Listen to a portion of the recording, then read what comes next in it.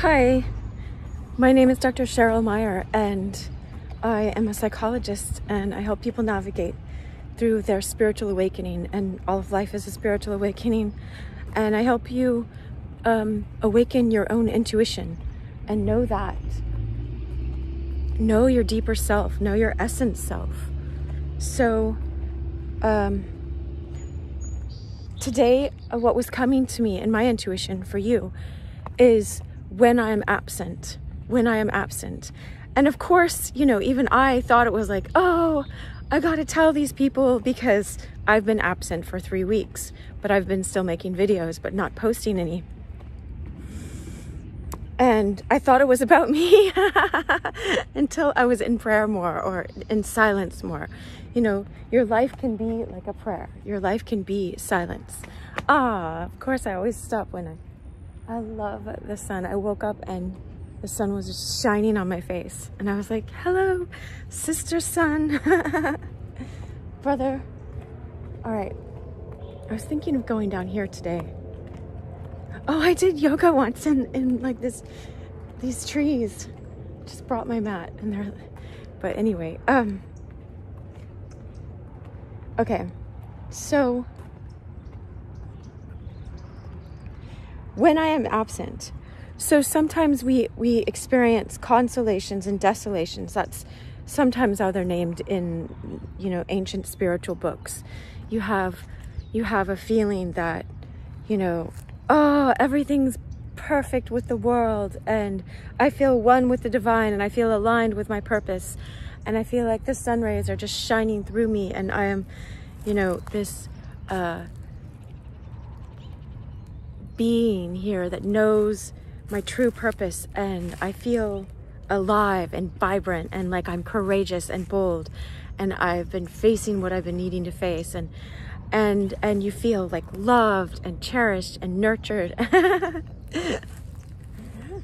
And I love it, right? Like I say, hold on to that while you can, but you don't want to spiritually bypass and like chase those highs. Like I was on a radio show yesterday. They were talking about plant medicine, and I understand what the guy was talking about, because the plants, when you're in nature, it helps you slow down, and they have something to tell you about how to slow down. But if you don't learn how to internalize that and how to yield to how that can show up in your life, then you keep chasing the high. You can keep chasing the high and try to manufacture it yourself. And so I had to take a break from social media and from posting. It's kind of like, there's a verse that says, you know, so don't worry if you're not religious at all, but just understand the principle of this verse. It's like, and it's St. Paul, I don't know, whatever, but it's like, if you're a married couple, do not abstain from union together, except for a period of prayer, a season of time for prayer's sake, you know. And so if we look at that mystically, honestly, look at that mystically,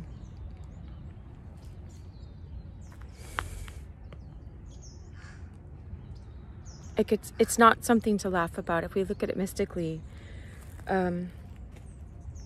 well, I mean, in a marriage, it makes you keep working on your inner stuff, because if there's something spiritual in your intimacy, which there ought to be, you know, then it makes you want to keep cleaning out whatever's in between you and that other person.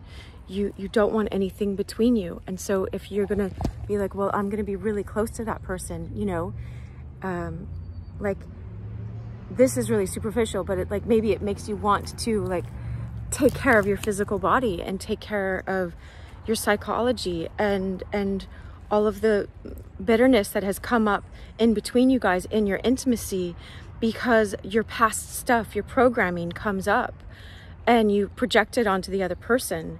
And, you know, but when it comes to us, when it comes to God with us, divine love with us, if we feel divine love's absence, it doesn't mean that God is absent.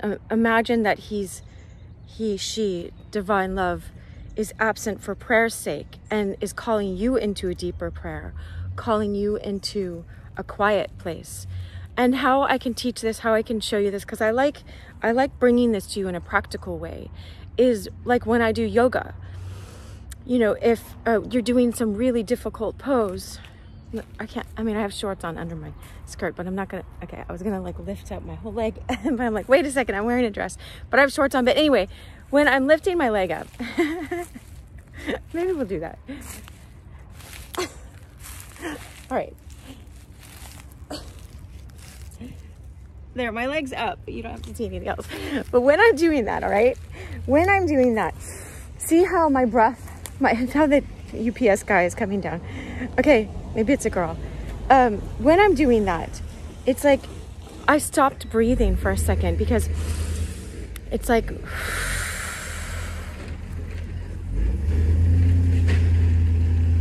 when a difficult pose is causing you to interrupt your breath, my yoga teacher on the video that I do, he's like,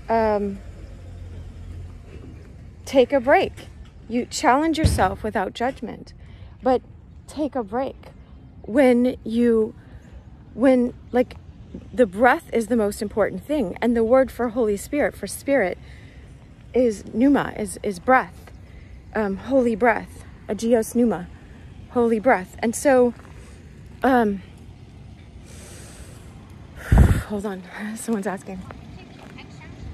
I'm just doing a video of myself. Oh, okay. For YouTube. How come? Sometimes they're interesting words. Oh, yeah, I just had a bird book I was going to give away. I wish I had it on me. I know, that me too. And I used to come back here, but you can drive up here. Oh, No more, so yeah. I don't want to run over you. No, I'm just... That's awesome. I love it when stuff like that happens, because I just trust that it's meant to be in this video, but I don't want to show other people without their permission. She's like 90. I love it. I love it. Because I never know. I'm always like, yes, what is this here for? I'm curious, you know, instead of like, what? I have this perfect video. But okay, so the breath, if you can stay consistent with your breath, then that's like, you're not buying into the ebb and flow of life and getting pulled into that. So I'll tie one more thing into this. I was seeing, I just got these visions briefly before this video, as I was seeing a mountain and a snowball, you know, and the snowball is going down the mountain. And it's like, there's like a spiritual saying, if you stop the snowball before it goes down the mountain, it's a lot easier to stop. But once it gets all that snow on top of it, then it's become this monster. And so it's kind of like, if there was not peace in this world somewhere, hello, you know, and if there was some kind of war, it's like those people have become complete egomaniacs. How is that in ourselves? If we don't take time out of and pull everything back and make everything silent and listen to the divine and listen to our intuition, our inner knowing telling us, we're so caught up with our own personality that we've created, and, you know, our own social media personality or whatever it is, you know, so enamored by the books we've read or the spiritual knowledge we know or the plant medicine people have taken, whatever it is. It's like, it's so important for the sake of loving other people in a conscious way and knowing divine in yourself and loving in yourself in a conscious way, that you take time when you're called to. I was called to, and I was like, but I didn't warn anybody that I was going to be gone. And, you know, there's all these social niceties that I'm like, I don't want to abandon people. I know what it is to be abandoned, you know? And I don't want them to think that, but it was like, let go of trying to control that. I will take care of them. You do what I call you to do. And so there are times when there's absence, when there's not union, but it's like to create a deeper union, to clear out whatever was there that you were caught up in, that was making you stop your breath, that's making you... What's more important, that splits pose when my leg's up in the air, or this continuous breathing in of divine love into everything that I do, so that I have more fire when I am present with you, when I am present with my clients, when I am present with my kids, with my family, with my friends, with myself, with divine. You know, this is you. This is for your life. So one other thing, there was one other thing that was coming to my heart, to my mind about this. I'm saying, like, don't rush.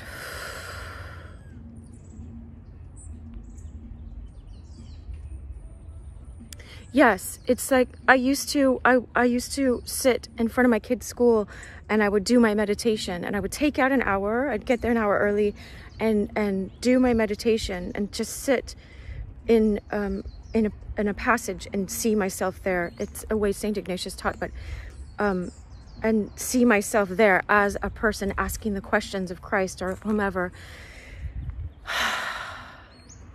And I would get texts and I would feel like, oh, I need to answer my friend's text. I'll just answer real quick.